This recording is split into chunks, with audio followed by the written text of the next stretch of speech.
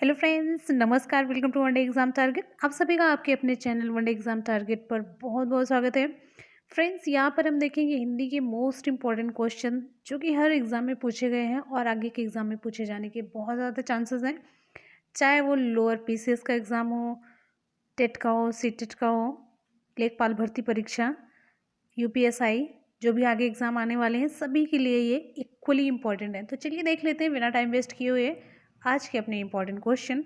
तो यहाँ पे देखते हैं, हमारा पहला क्वेश्चन है, परमार्थ का संधि विच्छेद है। परमार्थ का संधि विच्छेद, ऑप्शन यहाँ पे 4 आपके दिए गए हैं, ए बी सी और डी। यहाँ पे हम चारों ऑप्शन नहीं पढ़ेंगे, टाइम सेव करेंगे, ठीक है। तो जो सही ऑप्शन है हम उससे पढ़ते चलते हैं। पहला हमारा ऑप्शन यहाँ पे सही हो जाता है ए, परमधन अर्थ। परमार्थ का संधि विच्छेद क्या होगा? परमधन अर्थ। ये दीर्घ संधि का उदाहरण है। इसके नियमानुसार यह यदि ह्रस्व या दीर्घ आ ई उ के बाद ह्रस्व या दीर्घ आ ई उ आए तो दोनों मिलकर क्या हो जाते हैं? क्रमशः आ ई उ हो जाते हैं, ठीक है। नेक्स्ट क्वेश्चन की तरफ चलते हैं। नेक्स्ट हमारा क्वेश्चन है, घबराहट में प्रत्यय है। घबराहट में कौन सा प्रत्यय है? यहाँ पर हमारा ऑप्शन सही होता है सी। यहाँ पर हमारा ऑप्शन सही होता है सी, आहट प्रत्यय। घबराहट में आहट प्रत्यय का प्रयोग हुआ है। प्रत्यय किसे कहते हैं? जो शब्दांश शब्दों के अंत में जुड़कर उनके अर्थ में विशेषता या कुछ परिवर्तन ला देते हैं, वे क्या कहलाते हैं? प्रत्यय कहलाते हैं। आहट प्रत्यय बनने वाले और भी शब्द हैं, जैसे कड़वाहट, चिकनाहट, ठीक है, ये सब है। समझ आ गया होगा आपको। तो नेक्स्ट क्वेश्चन की तरफ चलते हैं। नेक्स्ट हमारा क्वेश्चन है, आम खाया जाता है में कौन सा वाच्य है? आम खाया जाता है में कौन सा वाच्य है? ऑप्शन यहाँ पर हमारा सही होता है बी, कर्मवाच्य। यहाँ पे हमारा ऑप्शन सही होता है कर्मवाच्य, ठीक है। अब यहाँ पे देख लेते हैं, आम खाया जाता है वाक्य में आम क्या है? आम यहाँ पे आम कर्म है, ठीक। आम यहाँ पे कर्म है और इसके अनुसार क्रिया खाया जाता है का प्रयोग हुआ है, इसलिए यह वाक्य कर्मवाच्य का उदाहरण है। वाक्य में आम कर्म है और इसके अनुसार क्रिया खाया जाता है का प्रयोग हुआ है, इसीलिए इस वाक्य में क्या है? कर्मवाच्य। ये वाक्य कर्मवाच्य का उदाहरण है। जिस वाक्य में क्रिया कर्म के अनुरूप हो उसे क्या कहते हैं? कर्मवाच्य कहते हैं। जैसे गीत गाया गया, ठीक, लेख लिखा गया। समझ आ गया होगा आपको। नेक्स्ट क्वेश्चन की तरफ चलते हैं। निम्नलिखित में से अव्यय है। निम्नलिखित में से अव्यय है, क्या होगा ऑप्शन हमारा सही? ऑप्शन हमारा सही होता है सी, तथा, ठीक है। अव्यय किसे कहते हैं? जिन शब्दों के रूप में लिंग, वचन, कारक आदि के कारण कोई परिवर्तन ना हो उन्हें क्या कहते हैं? अव्यय कहते हैं। आप सभी जानते होंगे। इनका मूल रूप क्या होता है? स्थिर होता है। ये हमेशा अपरिवर्तित होते हैं, अविकारी होते हैं, ठीक है। जैसे एग्जाम्पल के तौर पे और अव्यय में पूछा गया आज, परंतु, इसलिए, किंतु, कब, ये सब आते हैं, ठीक है। नेक्स्ट क्वेश्चन की तरफ चलते हैं। नेक्स्ट हमारा कौन सा क्वेश्चन है? नेक्स्ट हमारा है, अपमान में उपसर्ग है। अपमान में उपसर्ग कौन सा है? ऑप्शन यहाँ पर हमारा सही होता है डी, अप उपसर्ग का प्रयोग किया गया है।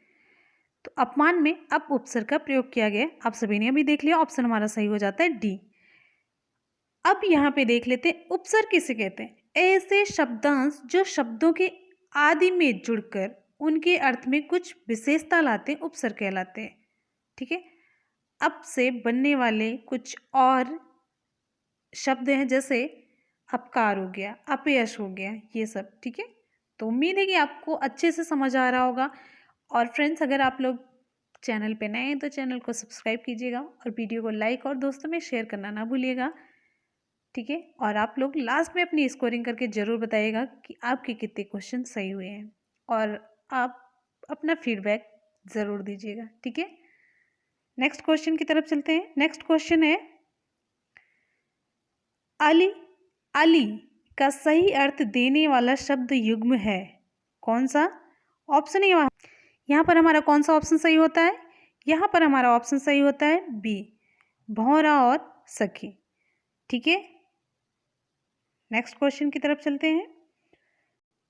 नेक्स्ट क्वेश्चन है राजपुत्र में समास है। राजपुत्र में कौन सा समास है? यहाँ पर हमारा ऑप्शन सही होता है डी, तत्पुरुष समास। राजपुत्र, राजा का पुत्र, इसमें तत्पुरुष समास है। इस समास का क्या होता है? उत्तर पद प्रधान होता है और दोनों पदों के बीच का कारक चिन्ह लुप्त होता है। एग्जाम्पल के तौर पे हम देख लेते हैं धनहीन, धन से हीन, राजपुत्र, राजा का पुत्र। ठीक है, ये अंडरस्टूड होता है, जो बीच का कारक चिन्ह होता है वो लुप्त होता है। जैसे लोकप्रिय। ठीक है, नेक्स्ट क्वेश्चन की तरफ चलते हैं। मैंने यह काम कर लेना चाहिए वाक्य में अशुद्ध अंश है। अशुद्ध अंश इसमें कौन सा है? आप सभी को पता है। ऑप्शन हमारा कौन सा सही होगा? यहाँ पर हमारा ऑप्शन सही होता है ए, मैंने।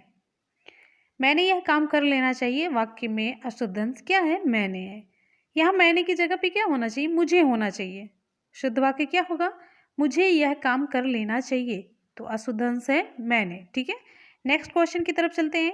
निम्नलिखित में कौन सा शब्द अलंकार नहीं है? नहीं है पूछा जा रहा है। ठीक, ऑप्शन इसमें हमारा सही होता है डी, रूपक।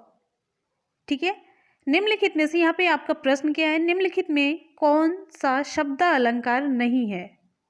तो ऑप्शन हमारा सही होता है डी, रूपक। पहले तो ये जान लेते हैं अलंकार किसे कहते हैं। हम सभी बहुत पहले से ही पढ़ते आ रहे हैं, काव्य की शोभा बढ़ाने वाले धर्म को क्या कहते हैं? अलंकार कहते हैं। ठीक है, अलंकार का शाब्दिक अर्थ क्या होता है? श्रृंगार, सजावट, आभूषण। क्लियर है? अब यहाँ पे देखिए शब्द अलंकार और अर्थ अलंकार, दो अलंकार मेन। अब शब्द अलंकार जहाँ किसी वाक्य में शब्दों के कारण अच्छा लगता है या फिर कह सकते हैं कि सुंदरता आती है, रमणीयता आती है, वहाँ पे शब्द अलंकार होता है। और शब्द अलंकार के कुछ मुख्य भेद होते हैं। कौन कौन से? प्रमुख भेद हैं अनुप्रास, यमक, श्लेष, वक्रोक्त, ये सभी हैं। ठीक है, अब यहाँ पे अर्थालंकार भी सरसरी निगाह से जान लेते हैं। जहाँ किसी काव्य में अर्थों के कारण रमणीयता आती है, सुंदरता बढ़ती है, वहाँ पे क्या होता है? अर्थालंकार होता है। अर्थालंकार के मुख्य भेद कौन कौन से? उपमा है, रूपक है, उत्प्रेक्षा है, अतिशयोक्ति है, दृष्टांत है, उल्लेख है, भ्रांतिमान है, व्यतिरेक है, ये सब है। इसमें आएंगे आपके अर्थालंकार में। क्लियर है? नेक्स्ट क्वेश्चन की तरफ चलते हैं। सोरठा के प्रथम चरण में कितनी मात्राएं होती हैं? तो यहाँ पर हमारा कौन सा ऑप्शन सही होता है? बी, 11। अब देखिए सोरठा के बारे में थोड़ा सा जान लेते हैं कि जरूरी नहीं यही प्रश्न है, इससे रिलेटेड जो कुछ भी हम इम्पोर्टेंट बातें बताते हैं वो भी एग्जाम में क्वेश्चन आया हुआ रहता है और आगे पूछे जाने के चांसेस होते हैं। तो यहाँ पे देखिए सोरठा क्या है? एक अर्ध सममात्रिक छंद। ये ध्यान दीजिएगा, अर्ध सममात्रिक छंद है, ये क्वेश्चन पूछा गया है। इसके पहले एवं तीसरे चरण में 11-11 मात्राएं, दूसरे एवं चौथे चरण में 13-13 मात्राएं होती हैं। ये दोहे का उल्टा होता है, ध्यान दीजिएगा। ठीक है,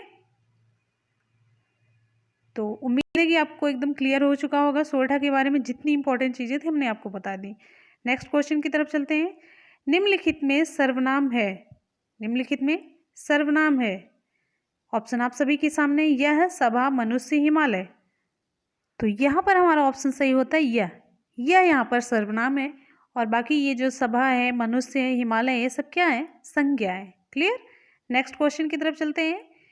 किस शब्द का प्रयोग सदा बहुवचन में होता है? तो ऑप्शन हमारा यहाँ पे कौन सा सही होगा? बी, दर्शन। ठीक है, कुछ शब्दों का प्रयोग हमेशा बहुवचन में ही होता है। जैसे यहाँ पे दर्शन हो गया, प्राण, ये क्वेश्चन एग्जाम में कई बार पूछा गया, प्राण। और लोग, आंसू, कुछ ऐसे शब्द हैं जिसका प्रयोग हमेशा बहुवचन में होता है। और कुछ शब्दों का प्रयोग सदा एक वचन के रूप में ही होता है, ये नोट कर लीजिएगा आप लोग। जैसे पानी, दूध, दही, आकाश, ये सब। ठीक है, और कुछ शब्दों का प्रयोग दोनों वचनों में एक जैसा ही होता है। जैसे पिता, चाचा, फल, बाजार, फूल, दादा, मुनि, ये सब। ठीक है, ये कुछ इंपॉर्टेंट चीजें थी हमने जो आपको बताई है। नेक्स्ट क्वेश्चन की तरफ चलते हैं। अद्भुत रस का स्थायी भाव है। तो यहाँ पर हमारा ऑप्शन सही होता है सी, विस्मय।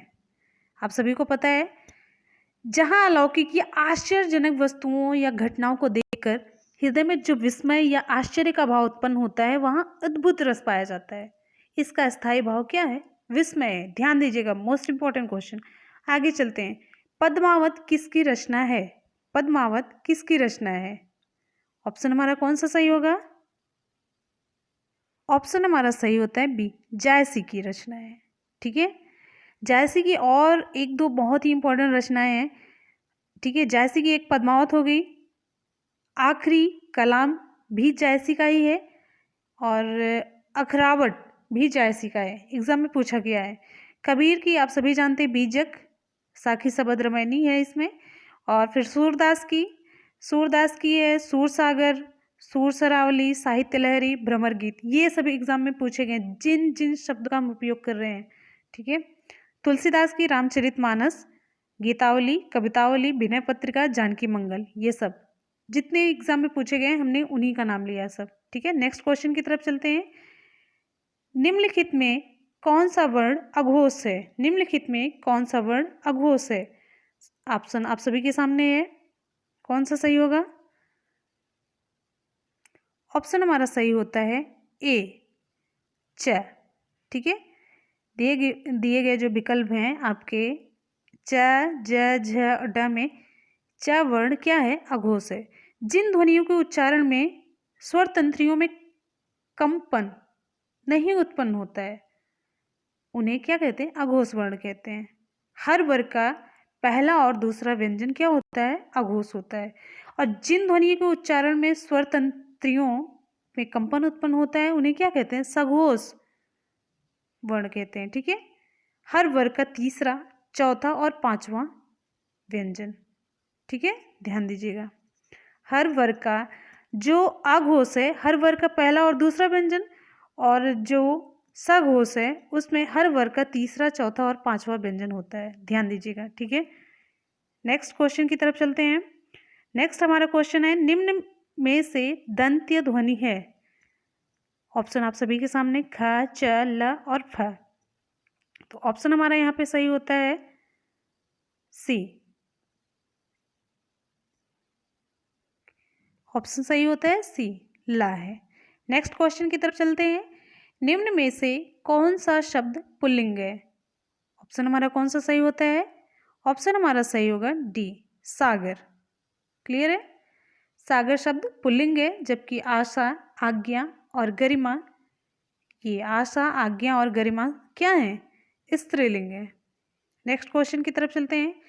निम्नलिखित में कौन सा शब्द स्त्रीलिंग है? सौभाग्य, सुंदरता, काव्य, चंद्र। ऑप्शन हमारा कौन सा? ऑप्शन यहाँ पे हमारा सही होता है बी, सुंदरता। सभी में जितने विकल्प आपके दिए गए हैं, सुंदरता इसमें स्त्रीलिंग है, जबकि सौभाग्य है, काव्य है, चंद्र है, ये सब क्या है? पुल्लिंग है। नेक्स्ट क्वेश्चन की तरफ चलते हैं। सीता सो रही थी, वाक्य का काल क्या है? सीता सो रही थी, वाक्य का काल है क्या है? ऑप्शन हमारा सही होता है यहाँ पे, ऑप्शन हमारा यहाँ पे सही होता है सी, अपूर्ण भूत। सीता सो रही थी, इस वाक्य में अपूर्ण भूतकाल है। अब इसे अपूर्ण भूतकाल किसे कहते हैं? जिस काल में क्रिया के व्यापार की समाप्ति की अपूर्णता का बोध होता है, उसे अपूर्ण भूतकाल कहते हैं। ठीक है, नेक्स्ट क्वेश्चन की तरफ चलते हैं। निम्नलिखित में से विशेषण है, निम्नलिखित में से विशेषण है क्या? शीतलता, बल, नया, वृद्धि। ऑप्शन हमारा सही होता है सी। ठीक है, संज्ञा एवं सर्वनाम की विशेषता बतलाने वाले शब्द को विशेषण कहते हैं, हम सभी जानते हैं। तो यहाँ पे हमारा ऑप्शन सही होता है सी, नया। नया, पुराना, सुंदर, लंबी, ये सब क्या है? विशेषण है। नेक्स्ट चलते हैं। निम्नलिखित में से तत्सम है? गधा, गाय, घड़ा, ग्राहक। हमारा कौन सा ऑप्शन सही होता है? ऑप्शन हमारा सही होता है डी, ग्राहक। ठीक, अब ग्राहक का तद्भव क्या होगा अगर ये तत्सम है तो? गाहक। ठीक है, चलिए अब यहाँ पे देख लेते हैं जो गधा है, यानी कि ये तद्भव है, गधा तद्भव है, तो इसका तत्सम क्या होगा? गर्दभ। ठीक है, गाय का तत्सम क्या होगा? गो। और घड़ा, घड़ा का तत्सम क्या होगा? घट। ठीक है, नेक्स्ट क्वेश्चन की तरफ चलते हैं। निम्नलिखित में तद्भव है, निम्नलिखित में तद्भव है, कौन सा होगा? ऑप्शन हमारा कौन सा सही होगा यहाँ पे? गांव, अमृत, उच्च, एकत्र। ऑप्शन यहाँ पे हमारा सही होता है ए, गांव। गांव तद्भव के रूप में लिखा है तो गांव का तत्सम क्या होगा? ग्राम। एक साथ सभी देखते चलिए। अब यहाँ पे देखिए अमृत, अमृत तत्सम के रूप में लिखा तो इसका तद्भव क्या होगा? अमी है। ठीक, अब यहाँ पे देखिए उच्च तत्सम है, इसका तद्भव क्या होगा? ऊंचा। ठीक, एकत्र तत्सम के रूप में लिखा है तो इसका तद्भव क्या होगा? इकट्ठा। ठीक, नेक्स्ट क्वेश्चन की तरफ चलते हैं। जटिल का विलोम होगा, जटिल का विलोम क्या होगा? आप सभी को पता है। ऑप्शन हमारा सही होता है यहाँ पे सी। थोड़ा सा इजी सा क्वेश्चन है, लेकिन यहाँ पे देखिए अब और इसके बारे में थोड़ा सा और इस क्वेश्चन के बारे में जान लेते हैं, जितने भी विकल्प दिए हैं। जटिल का विलोम क्या हो गया? सरल। अब यहाँ पे रूढ़ का विलोम यौगिक, सरल का विलोम कठिन। ठीक है, मुश्किल का विलोम आसान। तो ये क्वेश्चन, इसमें जितने ऑप्शन थे वो इसके कुछ जो मतलब विलोम थे बहुत आसान नहीं थे, आप सभी को हमने बताया। नेक्स्ट क्वेश्चन की तरफ चलते हैं। किसी भी क्वेश्चन को बहुत आसान नहीं समझना चाहिए। ठीक है, कभी कभी हम आसान क्वेश्चन इसलिए ले लेते हैं कि उसके साथ के जो विकल्प होते हैं उसके बारे में हम आप सभी को डिटेल इन्फॉर्मेशन दे सकें, इसीलिए ऐसा करते हैं। ठीक है, नेक्स्ट क्वेश्चन की तरफ चलते हैं। और आप सभी से रिक्वेस्ट है कि आप लोग अपना फीडबैक हमेशा की तरह देना ना भूलिएगा, हमें बहुत बेसब्री से इंतज़ार होता है आप लोगों के कॉमेंट का। ठीक है, नेक्स्ट क्वेश्चन की तरफ चलते हैं। जल का पर्यायवाची नहीं है, ध्यान दीजिएगा, जब भी क्वेश्चन पूछा जाए तो क्वेश्चन आप लोग ध्यान से पढ़ेंगे। नहीं पूछा जा रहा, जल का पर्यायवाची नहीं है, क्या नहीं है? तो ऑप्शन हमारा सही होता है बी, समीर। समीर जल का पर्यायवाची शब्द नहीं है, ये वायु का पर्यायवाची शब्द है, ये ध्यान दीजिएगा। वायु के कौन कौन से पर्यायवाची शब्द होते हैं? हवा होता है, पवन, अनिल, वात, मारुत, ये सब। ठीक है, और जल के पर्यायवाची नीर, सलिल, अम्बु, ये सब। ठीक, नेक्स्ट क्वेश्चन की तरफ चलते हैं। जिसे करना बहुत कठिन हो के लिए एक शब्द होगा, क्या होगा वो शब्द? ऑप्शन हमारा सही होता है ए, दुष्कर।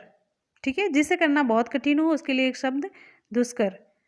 ठीक है, और दुर्जेय, जिस पर विजय पाना कठिन हो वो दुर्जेय। ठीक है, दुराग्रह, अनुचित बात के लिए आग्रह सॉरी, अनुचित बात के लिए आग्रह, दुराग्रह। ठीक है, नेक्स्ट क्वेश्चन की तरफ चलते हैं। वर्ण का अर्थ नहीं होता है, वर्ण का अर्थ नहीं होता है। अब यहाँ पे चारों विकल्प में से कौन सा हमारा ऑप्शन सही होगा? डी, सुंदर। वर्ण का अर्थ सुंदर नहीं होता है। वर्ण का एक अनेकार्थी शब्द है जिसका अर्थ रंग, अक्षर, जाति, रूप ये होता है। ठीक है, ऑप्शन हमारे यहाँ पे सही होता है डी। नेक्स्ट क्वेश्चन की तरफ चलते हैं। काला अक्षर भैंस बराबर, लोकोक्ति का सही अर्थ है, क्या होगा इसका सही अर्थ? आप सभी को पता है, कई बार हम लोग पढ़ चुके हैं, तो ऑप्शन आप सभी टिक करिए।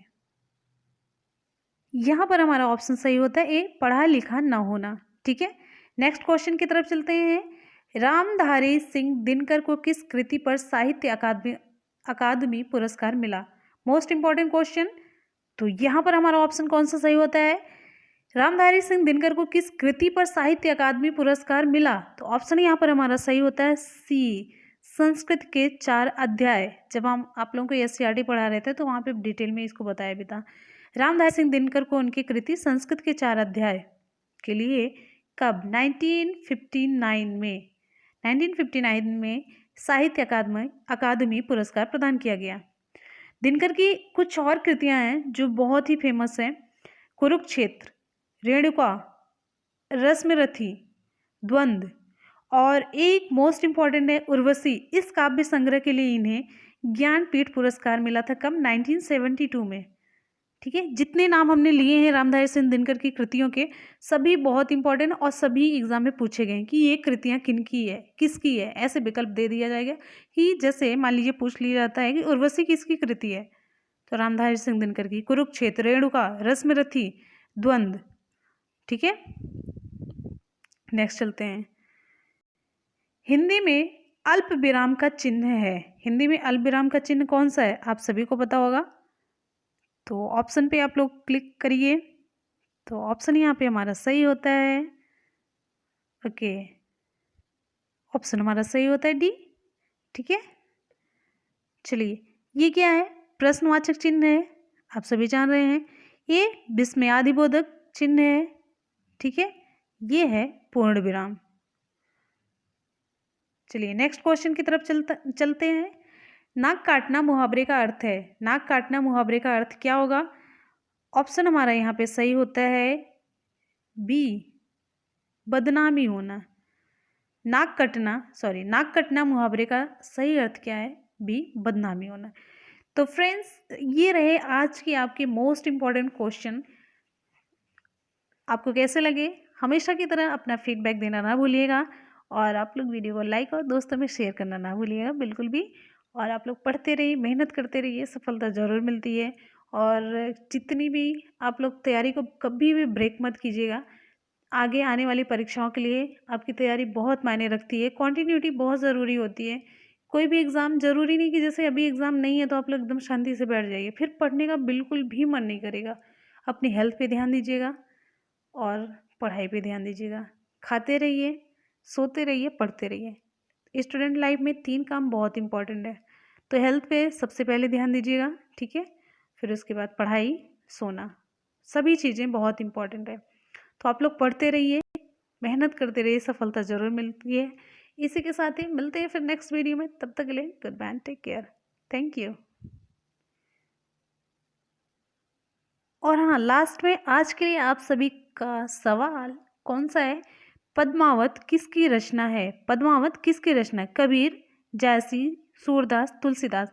कमेंट सेक्शन में कमेंट करके ज़रूर बताइएगा आज के सवाल का उत्तर। ठीक है, मिलते हैं फिर, तब तक के लिए good bye, take care, thank you so much.